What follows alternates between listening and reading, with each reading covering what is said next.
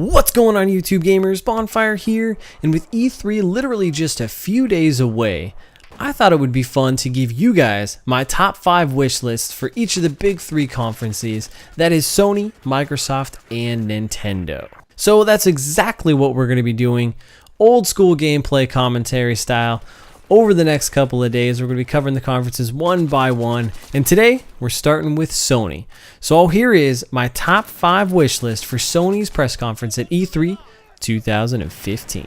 Now these are in no particular order, but starting with number 1, I would like to see a PlayStation Vita price drop. Now, I know the PlayStation Vita has been in the news lately because one of the Sony execs had called the PlayStation Vita a legacy platform. And well, a lot of people have just assumed, well, Sony's not going to support the Vita any longer and the Vita is basically dead. Though a lot of people would argue that the Vita was never really alive, even though the PlayStation Vita actually has a vast library of games. There's a ton of games out there for the Vita.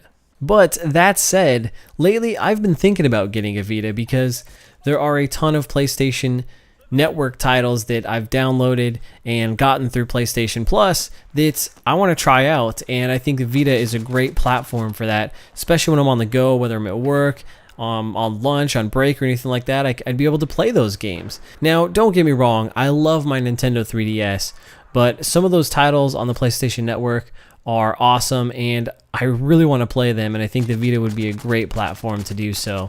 So I would really love to see a PlayStation Vita drop to entice me to get that platform, even if they no longer support it much. Next, at number 2, I want to see what the Bloodborne DLC is going to be, and I'm hoping that it's more of an expansion than DLC.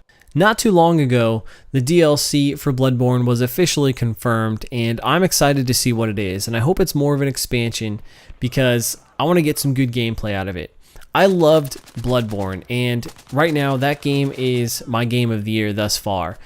Keep in mind I haven't finished The Witcher 3, so who knows if that'll creep up top and past Bloodborne, but Bloodborne was fantastic, and any excuse to dive back into that game and give it some new content, I approve. Next at number 3 is I want to see more indie exclusives for the PlayStation 4, and I also want to see some release dates for some of those long-awaited indie titles. Those games include Abzu, which is basically the spiritual successor to Journey, Rime, which is a gorgeous Zelda-like game, The Witness, which is done by the same guy who made Braid and kind of has a Myst feel to it, and it's not really an indie game, but it's kind of done by indie developers, No Man's Sky.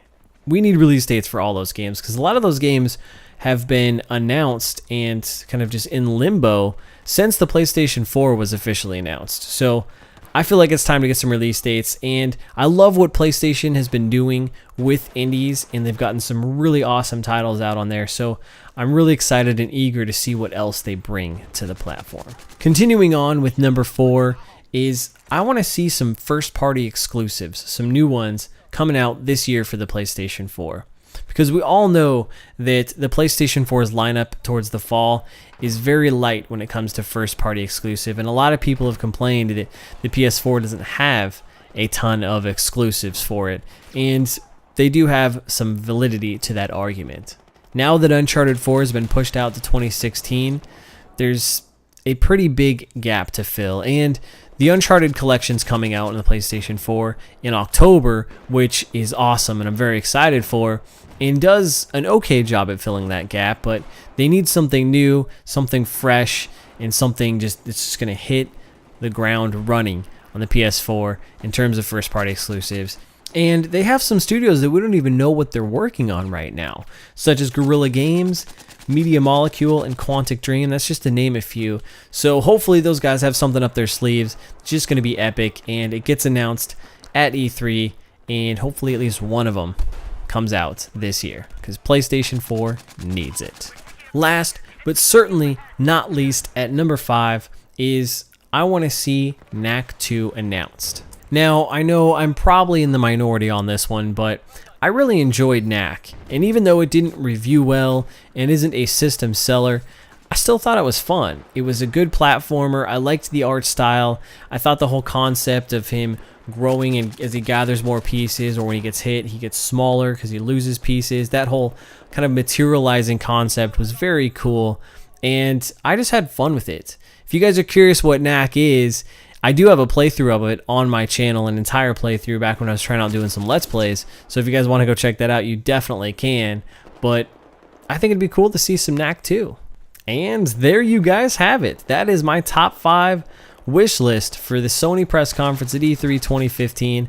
You'll probably notice that there's not a lot of confirmed games or big AAA titles included on there. And that's just because for stuff that's already confirmed and coming out, I already know is going to be there. I already know about it. I want to know stuff that I don't know about, and I wanted to try to keep those types of things out on the wish list. So let me know what you guys are excited for down in the comments below. If you guys enjoyed the video, don't forget to leave a thumbs up, and if you're brand new to the channel and want to hear my wish list for both Microsoft and Nintendo, be sure to hit that subscribe button. And until next time, I'm Bonfire, and I will see you online.